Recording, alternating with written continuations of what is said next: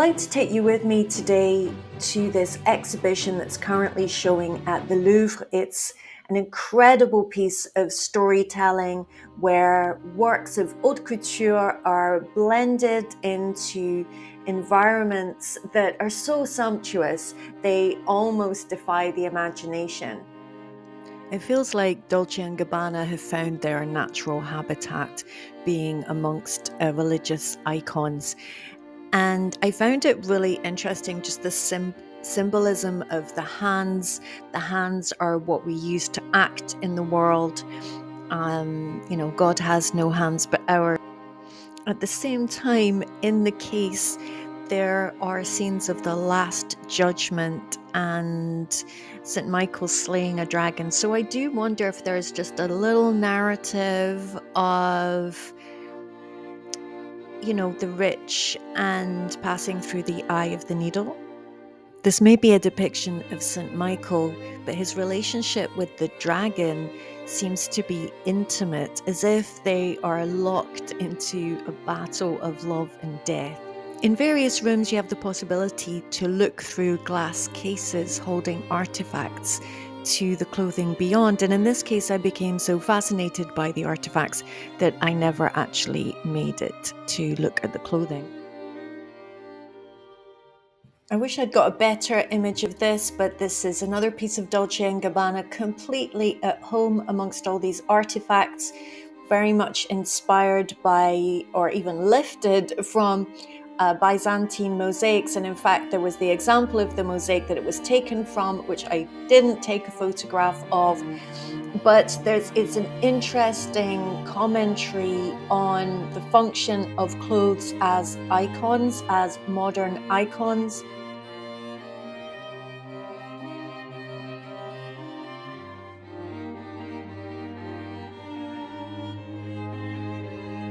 I really admire the stylistic convention of line in Byzantine art.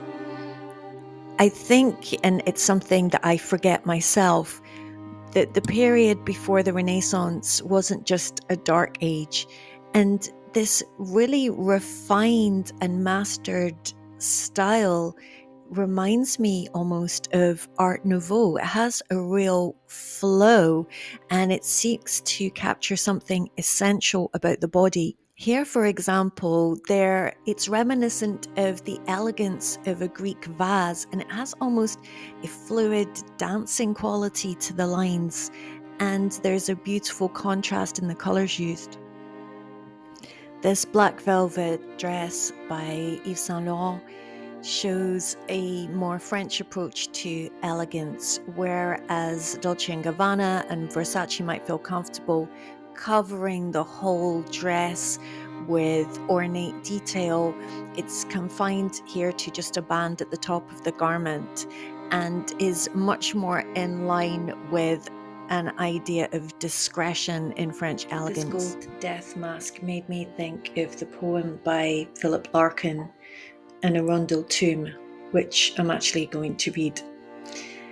Side by side, their faces blurred, the Earl and Countess lie in stone, their proper habits vaguely shown as jointed armour, stiffened pleat, and that faint hint of the absurd, little dogs under their feet. Such plainness of the pre-Baroque hardly involves the eye until it meets his left-hand gauntlet, still clasped empty in the other, and one sees with a sharp, tender shock his hand withdrawn, holding her hand. They would not think to lie so long, such faithfulness in effigy was just a detail friends would see, a sculptor's sweet commissioned grace thrown off in helping to prolong the Latin names around the base. They would not guess how early in their supine stationary voyage the air would change to soundless damage, turn the old tenantry away, how soon succeeding eyes begin to look, not read. Rigidly they persisted, linked through lengths and breadths of time. Snow fell undated, light. Each summer thronged the glass, a bright litter of bird calls strewed the same bone-riddled ground, and up the paths the endless altered people came, washing at their identity, now helpless in the hollow of an unarmorial age, a trough of smoke in slow suspended skeins above their scrap of history. Only an attitude remains. Time has transfigured them into untruth. The stone fidelity they hardly meant has come to be their final blazon, and to prove our almost instinct, almost true. What will survive of us is love. And looking at this lady, I see that what has survived of her is a gold face. Her status has outlived what we might have known of her personally. Yet there she is, distinct and clear after all this time. Just because I absolutely love medieval tapestry work, and I particularly love depictions of animals, angels, and in this case, devils.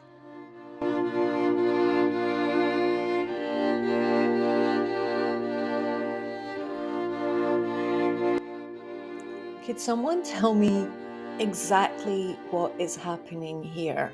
Because there seem to be rays emerging from her vagina that are going directly into the men's eyes, and they're all there in this dark forest.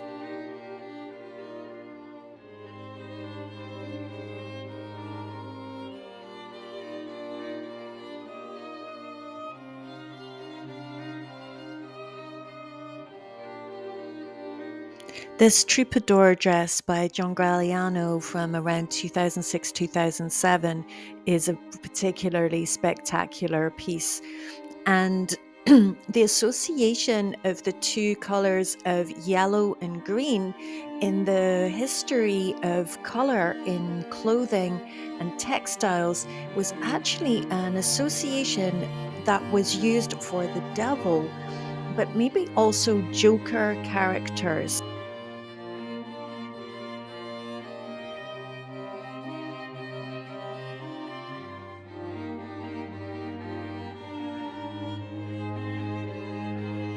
This cathedral dress by Iris van Herpen is another masterpiece, obviously inspired by the Gothic cathedrals of Europe and temporarily related to the tapestry behind. And of course, drapery in painting and tapestry always does have this structural and architectural feel to it. This mask headpiece, from which I can only imagine that the model looks out of this little peephole in the throat, has a connection with the tapestry behind, and we have all these figures looking up, fixed eternally into this upward looking posture. And there's a little bit of a connection with the painting on the wall that you're about to see, where we've got, I guess, a theme of heads and boobs. That which we use to think and that which we use to nourish. I love the way that I managed to take a photo at the exact moment that this man was pointing up at it. And you could almost qualify this piece as camouflage. It was so perfectly in the colors and tones of the walls and the tapestries and the different pieces of ceramics in the room. It wasn't an outfit that immediately shouted Chanel, but then as you get closer and you start looking at the details and the texture, which does really remind you of a kind of blown up tweed, and then the belt, which manages to be both medieval or Renaissance period, jewels that might have been worn by a king or queen, and also make a reference to the sort of chain belts used in Chanel suits.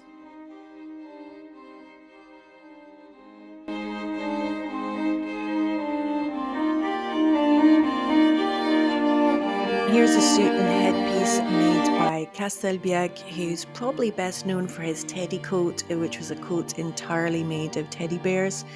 And here there's that anachronistic merging of Bambi from I think it was a 1950s Disney cartoon on the background of what's probably a 17th century tapestry. And also the fact that he's used the antlers, which no longer really perform their function as acting as a defense. And here there's floppy and furry and really underline the vulnerability that Bambi has.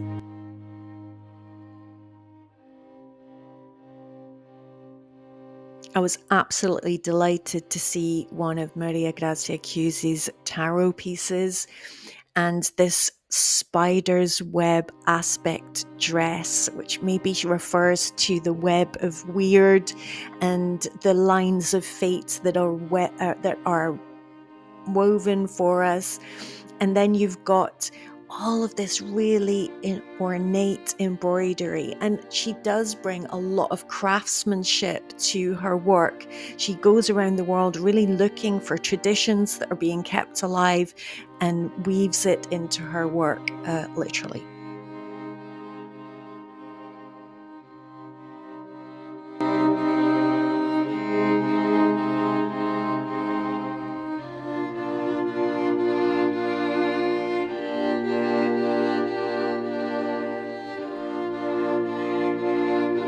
This Victor and Rolf piece plays with the idea of exaggeration so that we can see what would normally be piping or brocade that goes at the edge of a sleeve has here been enlarged and made into like a necklace feature or a belt feature, and then the flowers are almost becoming sculptures and emerging from the dress.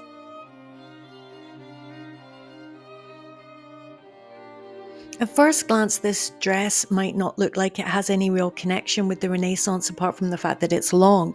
But actually, the motif of repeated squares or a grid pattern was something that was really often found in the Renaissance period.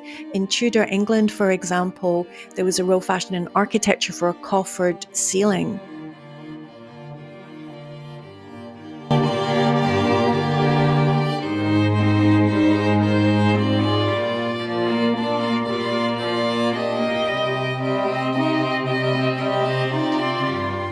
Scattered throughout the rooms are, too many things to comment on, but I took a photograph here of Hermes with his winged heels, which always represents speed, the speed of thought, the speed of the word as it flies through the air to someone's ears. And then this figure sitting upon a snail, where we're asked to reflect on the passage of time. Here we have a thoughtfully placed Vanitas surrounded by extremely rich jewelry, like literally dripping with stones and gold, while this little ivory baby reminds us that our youth will go and that we will die and that all things pass and that the glories of this world are transient. I tried to find connections between the dresses and the places that they are exhibited. So in this case, this large black dress by Oji Yamamoto is displayed in a corridor where we have windows, and there are multiple openings in the dress. And so I think that it's maybe the connection of the fact that the dress has openings just as a corridor has openings of windows and doors.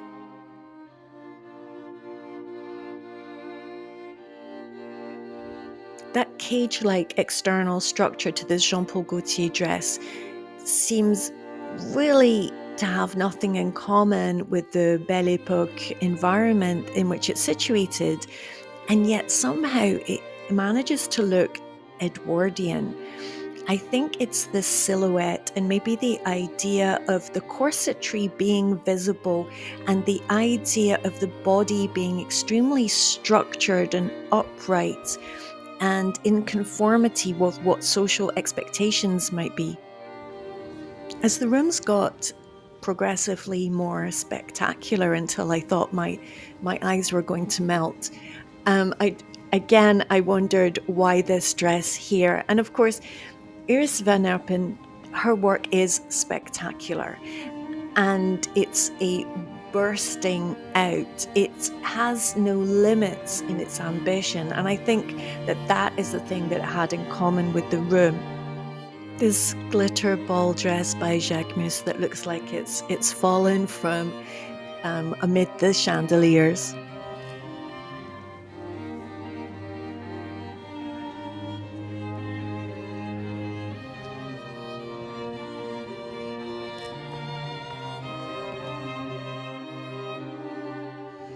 The curators found the perfect spot for this dress, just perfectly placed between two open red velvet curtains with this gold moldings around, and the chairs, the kind of chairs that musicians sit on during a recital behind, as if it's a shy actress awaiting to emerge.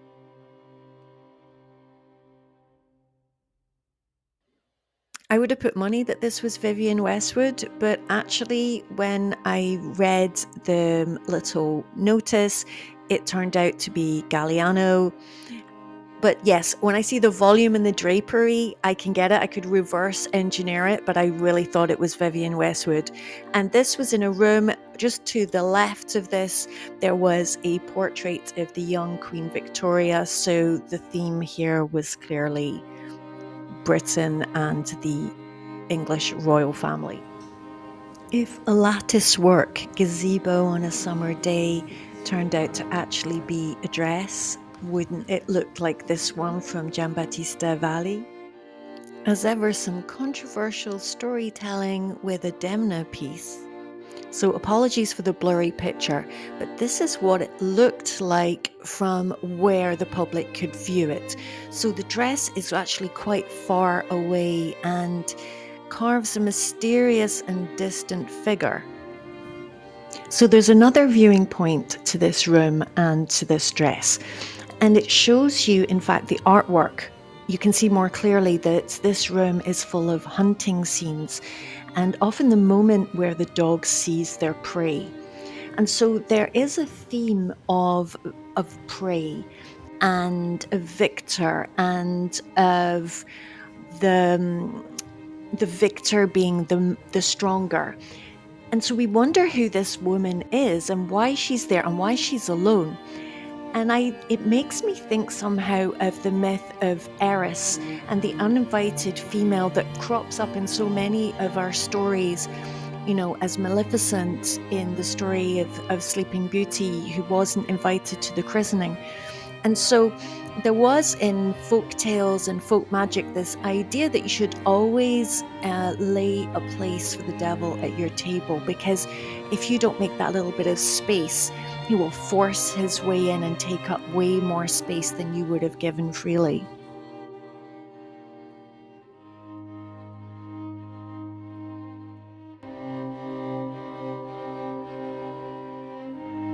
And by complete contrast, the extravagant, extroverted, and chatty Italian auntie has turned up and she wants to drive you all to the beach. And oh my God, look, she matches the furniture.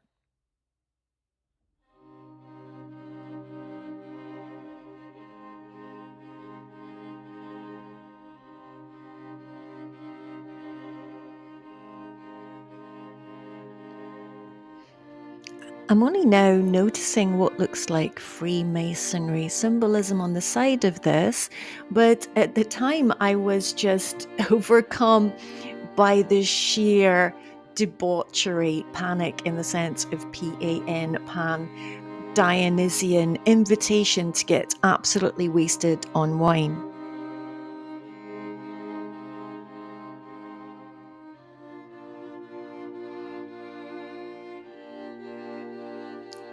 And again, a complete contrast with this miniature, very, very finely painted by Jean Fouquet, and that was exhibited alongside some of the clothing.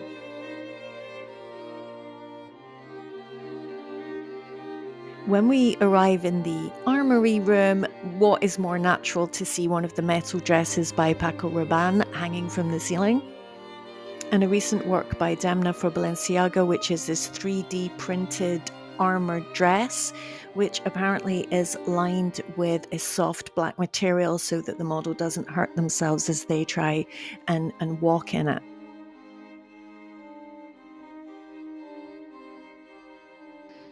This was one of the simplest pieces that I saw, but actually I heard women go, wow, as they looked at it. And I think it would be amazing to see this dress in movement because we can see these pleats where the silver is the interior part of the pleat. And so it would give a kind of shivering wave-like motion as a woman walked.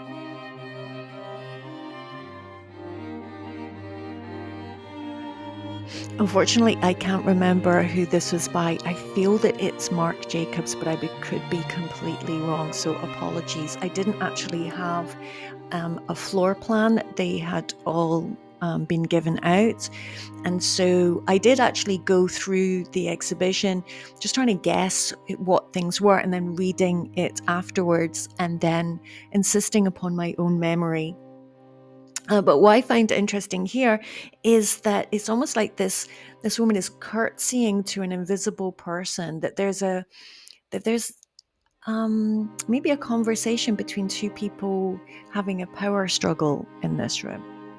There's a lovely harmony between this Chloe shift dress with a Chinese-inspired print and this lovely room again of Chinese inspiration.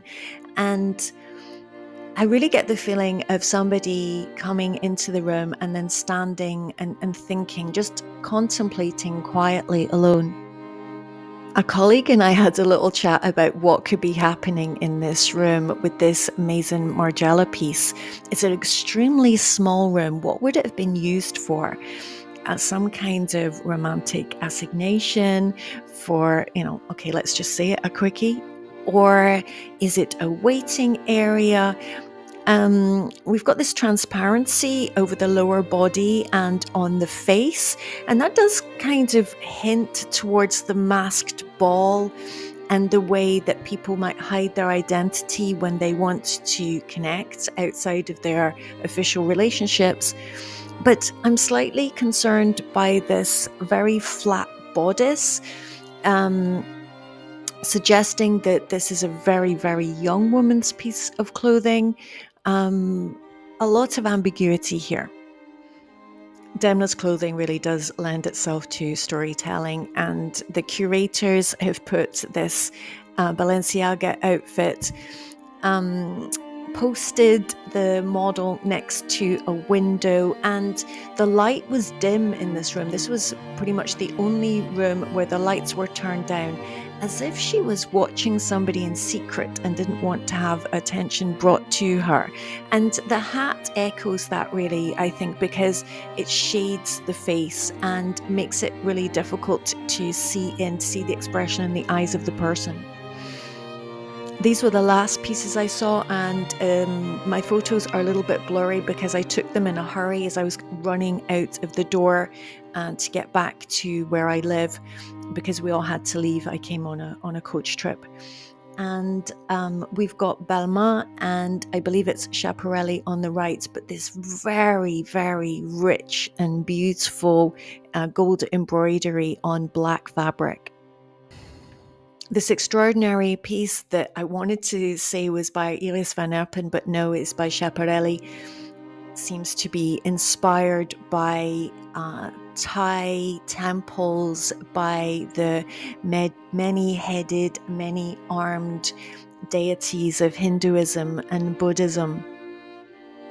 And the last piece I'm going to leave you with is this little Schiaparelli bag with the mismatched eyes looking at you with a curious and somewhat cheeky expression. And heading away from the magic of all those centuries of craftsmanship and artistry and dreams and allegory and beauty in the Louvre to a traffic jam at rush hour on our way home.